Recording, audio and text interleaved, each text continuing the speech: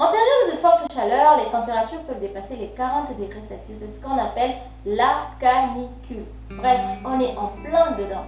Par exemple, ce jeudi, les températures ont dépassé 42 degrés Celsius à Paris. Et oui, un record, certes, mais pour nous, pauvres humains, on est partagé entre l'envie de sortir, l'envie de rester à la maison, de s'enfermer, se barricader, rester dans la fraîcheur, tellement il fait. Mais alors, quand vous travaillez, vous n'avez pas le choix que de sortir, n'est-ce pas? Alors, c'est pour cette raison que je nous ai concocté quelques petites astuces qui vont nous permettre de survivre, de surmonter la canicule, que ce soit en intérieur ou en extérieur. Allez, top, c'est parti.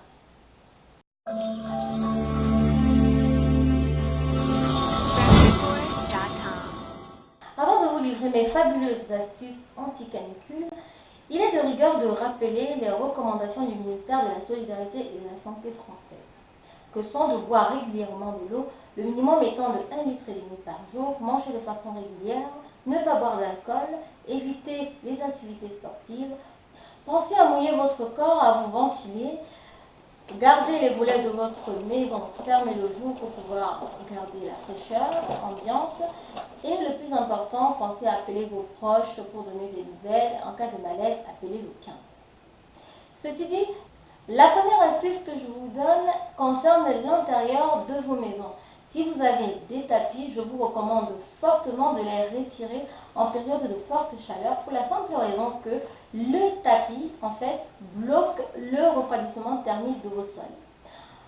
Pour rafraîchir l'intérieur de la maison, vous avez la possibilité, voilà, d'humidifier votre sol à l'aide d'un seau d'eau froid et d'une serpillière, par exemple, toutes les 4 heures. Vous pouvez également disposer sur le sol des bassines d'eau froide.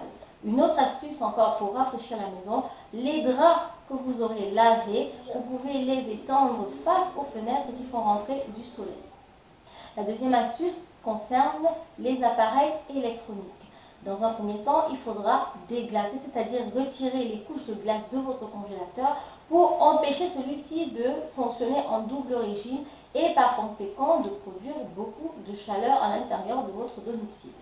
Vous pouvez aussi débrancher après utilisation tous les appareils électroniques tels que les machines à café, les robots mixeurs, le micro-ondes, le téléviseur, vous ne le laissez pas en veille, l'ordinateur, évitez d'utiliser le four et le fer à repasser. Pour la cuisine, optez de faire votre cuisine soit tôt le matin, soit le soir lorsque les températures sont clémentes et évitez de faire chauffer par exemple de l'eau ou de cuisiner en plein midi en période de forte chaleur. La troisième astuce que je vous donne concerne votre bain.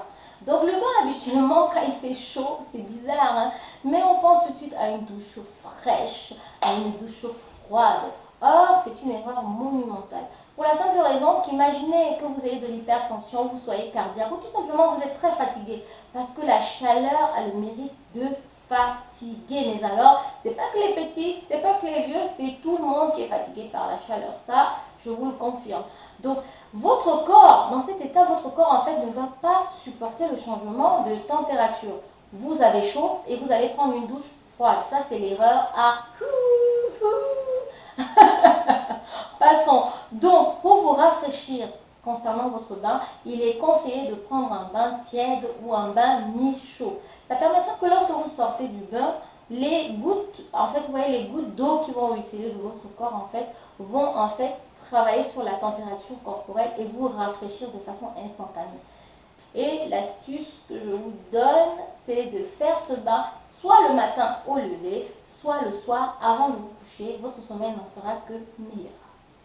En 4, optez pour un bon antitranspirant. Et oui, qui dit chaleur, qui dit forte chaleur, dit transpiration des aisselles. Et transpiration des aisselles, quand vous prenez par... Je ne sais pas si vous avez déjà pris les transports publics, mais c'est l'horreur. C'est l'horreur. Donc, pour ne pas indisposer les personnes, vous indisposez vous-même, optez vraiment pour un bon antitranspirant. Et moi, je vous conseille des antitranspirants naturels, dont un nom, le citron. Ça, c'est une astuce de grand-mère. Et vous avez la possibilité d'utiliser cette plante au sortir de votre bain par exemple. Donc, vous avez pris votre bain mi-chaud ou tiède. Et là, vous allez couper ce citron en deux. Vous allez prendre une rondelle que vous allez frotter tout de suite sur votre aisselle, laisser sécher sans rinçage. Vous allez constater que toute la journée, déjà, vous n'aurez pas d'odeur, voilà, au niveau des aisselles dans tous les cas, et la transpiration au niveau des aisselles sera réduite.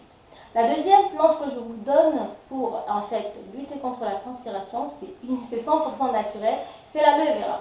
Donc vous sortez de votre douche, toujours, ça c'est le matin, et là vous allez prendre une plante d'aloe vera comme ceci, vous coupez, vous allez prendre le gel que vous allez frotter sur les aisselles et vous laissez sécher sans rinçage. Vous allez constater c'est exactement le même traitement qu'avec le citron, c'est-à-dire ça va limiter les odeurs. En plus, l'aloe vera a cette capacité d'être astringente et de resserrer les pores. La troisième plante que je vous donne, qui est un bon antitranspirant naturel, est le vinaigre de cidre. Ah bah oui, on l'a tous dans notre cuisine. Vous avez juste à l'utiliser, mais plus le soir en fait. Donc vous l'utilisez, vous mettez sur voilà, une disquette de coton et vous allez frotter sur vos aisselles, laisser sécher et vous allez dormir. S'il est une période pendant laquelle il faut bannir les matières synthétiques, c'est bien maintenant en pleine chaleur. Et oui, privilégiez les matières les plus naturelles telles que le lin, le coton, le bambou ou encore la soie qui sont plus fraîches, plus respirantes et qui vous offriront un confort optimal. Côté couleur, optez pour des couleurs claires car elles absorbent moins le rayonnement solaire comparé aux couleurs sombres qui elles absorbent 90% de la lumière qu'elles reçoivent. Optez pour des coupes courtes ou éventuellement si vous avez des longs cheveux, pensez à vous faire une queue de cheval pour aérer au niveau de la nuque. Et de temps en temps, vous allez utiliser un brumisateur ou un cheat sheet, comme ma petite fille aime le dire, pour voilà, hydrater la nuque et éviter les insolations, les coups de soleil. Pour cette astuce, une image de mes tontons du Cameroun assis sous un arbre, sirotant du thé s'est imposée à mon esprit. Et je me suis posé cette question, mais pourquoi les tontons ils boivent du thé dans une région où il fait 40 degrés quasiment toute l'année? C'est pas pour se réchauffer quand même. J'ai fait mes recherches et bing, j'ai eu la réponse. Voilà, en fait quand il fait chaud, très chaud, il ne faut pas boire froid. Tout simplement parce que lorsque vous buvez des boissons fraîches, lorsqu'il fait chaud, vous avez cette sensation de fraîcheur, mais c'est juste votre bouche qui est fraîche. Hein. Voilà, la température du corps reste la même. Et pire encore dans le corps, les thermocapteurs que nous avons dans notre organisme, en recevant cette boisson fraîche, ne sauront pas situer la température et du coup, ils sauront pas s'il fait chaud, très chaud ou froid. Et qu'est-ce qui va se passer là tout de suite? Il bloque en fait la climatisation de notre corps. Et vous qui avez par exemple bu une boisson fraîche il y a 5 minutes, et bien 5 minutes plus tard, vous aurez encore plus chaud. L'idéal en période de grande chaleur, en période de canicule, c'est de boire des boissons tièdes, entre 12 et 14 degrés Celsius. Ça permet en fait de vous désaltérer et de vous hydrater de façon naturelle. Il est certes conseillé de garder vos volets fermés toute la journée, mais en plus de ça, vous avez la possibilité d'aérer votre intérieur tôt le matin en ouvrant votre fenêtre ou le soir lorsque les températures sont clémentes. Ça permet en fait effectivement de rafraîchir la pièce et de renouveler l'air ambiant.